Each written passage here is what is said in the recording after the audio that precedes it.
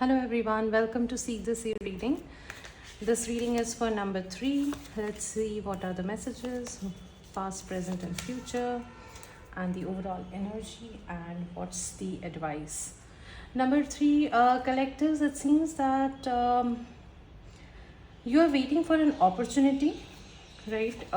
Those who are considering taking examination or appearing for an exam, this is something which you've been working on since long, and it seems somewhere you need to make sure that you have given your best before you appear for the exams or these tests. You need to make sure that you have given all your energy, right? And something really big is about to happen in you, or maybe a lot of you are actually going on with there's a lot going on in your life right now, right?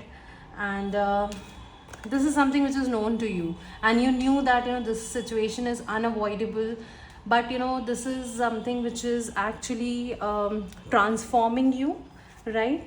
This is a very big wake-up call from your universe, from the universe for you, right?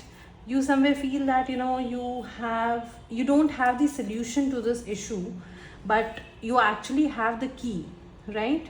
You know what the solution to this situation is. If you'll see in this card, there's a key, and the person is actually very much depressed and just thinking that the person does not have access to it, whereas the key is lying just there.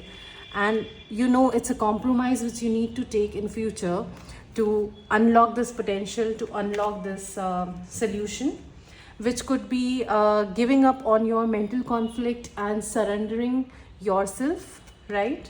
So what's the message from the divine? One card.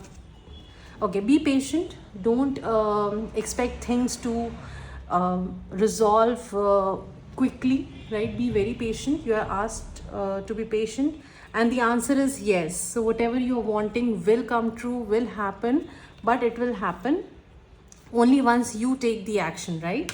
Once you solve the puzzle on your own by compromising, balancing out the situation, and things will work out for you.